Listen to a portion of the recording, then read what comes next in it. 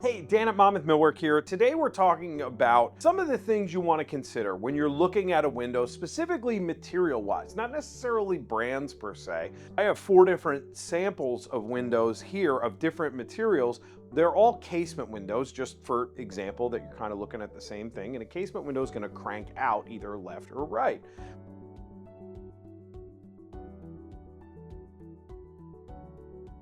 The first thing you're going to think about regarding windows is going to be the glass, right? That's what everyone thinks about when they're talking about a window. Everyone thinks, well, what is the glass from this company or this company or this company or that company, right? What is the glass? Well, the glass, believe it or not, for the most part, will come from 2 different companies. It's either going to come from Guardian or more likely will come from Cardinal Glass when you're talking about American manufacturing of windows and doors. The glass in this window is from Cardinal Glass. Glass in this window is from Cardinal Glass, lastly, from Cardinal Glass. So Cardinal Glass will supply most of the manufacturers throughout the United States with their glass. But what happens with the glass once they have it is kind of where the magic happens. They all will have their own brand of low E per se, their own recipe, I guess you could say, of low E and argon in between the panes of glass. But what holds those 2 panes or 3 panes of glass together? That is a spacer bar. Now you can see here, there are several different spacer bars on all these windows. This one is similar to this one in the fact that it is a warm edge spacer technology. You don't see any metal in between the glass. This one has some metal and some warm edge spacer technology, and this one is a stainless steel spacer. So the difference of all of these, they're all important. They all will work. They all will help you meet Energy Star. When you're trying to think about something that's long lasting and it's really going to stand the test of time, I think these 2 are going to be the winners for you.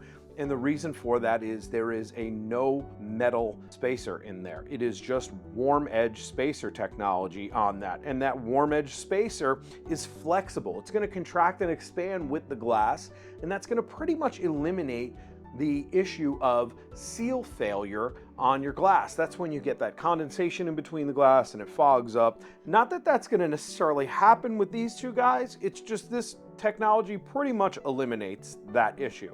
You're going to see this technology in a higher end window for the most part.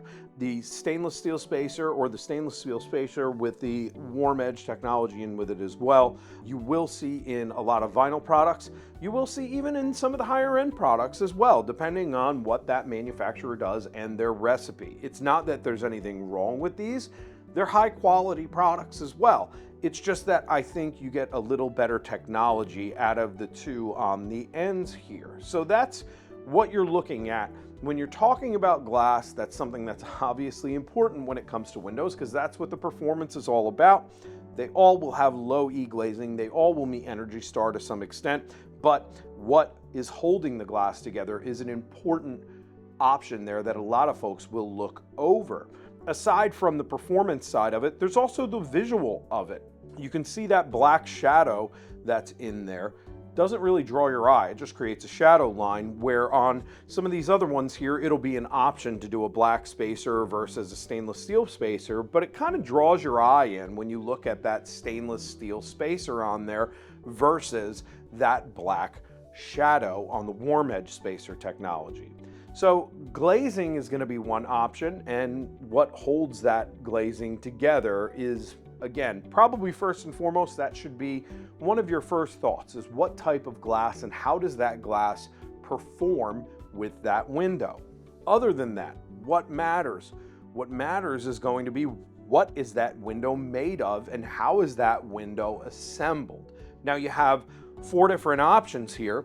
The first one here on the right is going to be an extruded aluminum clad wood window. So extruded aluminum on the sash, extruded aluminum on the frame, a full wood interior on that window. That's one option. Now, the benefits of this window are going to be that it's beautiful on the inside. It has gorgeous aesthetics to it. The drawbacks for some folks on that is they tend to be at the higher price point regarding windows and doors compared to like a vinyl or a composite window. And performance-wise, they don't always perform as good as a composite or a vinyl window. So there's a little bit of drawback on that, but they can be made up with that depending on glazing options and different insulating options available. But that's something to consider. If you're looking at an aluminum clad product with a wood interior, what's the price point of the project? On top of what's the price point, well, what performance do you need? The next one I have here is a composite window. Now this composite window here is made of UPVC polymers as well as shredded fiberglass. And you can see all these little chambers here. All those little chambers on the sash and on the frame add to the performance of that window. And it also adds to the strength. When that window is welded together, it's going to weld at every one of those points. So every point there is dead airspace, and dead airspace maximizes energy efficiency along with the window. This is going to fall at the higher end of the vinyl window market when you're looking at a fiberglass or a composite type product. We then move on to a vinyl product. Now a vinyl product, there's nothing wrong with vinyl, nothing wrong with a PVC product. You tend to save money on it.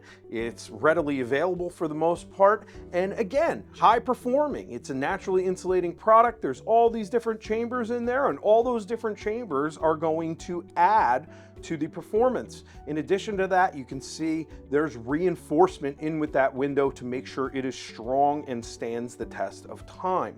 A vinyl window typically is going to come in at a more cost-effective line than the two that we've just gone over, but a vinyl window isn't necessarily a bad choice. It can be a really great window. Now, having said that, there are vinyl windows out there that are inferior. What I would say when you're considering a vinyl window is ensure that they're using virgin vinyl, ensure that it's a high quality product that performs and is a company that stands behind their warranty, has been around for a long time, and that it's gonna last. You just wanna make sure that the manufacturer that you're working with on a vinyl product and the dealer that you're working with is reputable and has brands that you can trust that in 20 years, that window's gonna be there. Last in the group of 4 in the casements here is going to be an all aluminum product. Now an all aluminum product is something that you see in a lot of commercial projects. It's something that you'll see in some ultra modern homes. Aluminum windows across the board are pretty much everywhere. Now, depending on the brand of aluminum window can really depend on the performance. Now this window specifically here has this really cool OptiCore technology you'll see here. So this is what's called a thermal break. You see you have the aluminum on the outside, you have the aluminum on the inside, and all that insulating property in between that's going to keep your air the same on the inside of the house versus the outside of the house. So if it's really cold outside, that cold air is not going to move past that thermal break, or a minimal amount is going to move past that thermal break. It's not going to conduct the metal from the outside to the inside. There are many companies out there with aluminum products that have thermal breaks that are inferior to this. If it's a small thermal break on an aluminum product, you want to stay away. If it's got a substantial thermal break with really great energy performance, well then it's something definitely to consider. Now an aluminum product is probably going to fall at the higher end price point wise compared to any of the other 3 here. Sometimes compared to the extruded aluminum clad wood, it may fall line in line depending on the manufacturer and depending on what options you're looking for with the aluminum clad wood. But the all aluminum products tend to be at the higher echelon price point wise for manufacturers. As far as lifetime goes, which one's going to last the longest? If I were to say which one is going to last the longest, I would say vinyl is probably going to be the least, then moving to the composite, and then you probably have a toss-up on the all aluminum versus the aluminum clad wood, maybe leaning a little more towards the all aluminum product. But depending on your budget, depending on your application, depending on what's right for you and your specific project is going to depend on what matters. That's why you want to rely on a company that's going to stand behind the products they offer, and rely on a company that has sought out manufacturers that in turn also stand behind the products that they offer We're a company here that would love to help you with your product and make sure that you make the right decision. So if you need help deciding on what window or what door is right for you, you should contact us. info@monmouthmillwork.com. We'd be happy to get started with you and help you out to make sure your project goes perfect. Thanks so much for watching the video. We'll talk to you soon.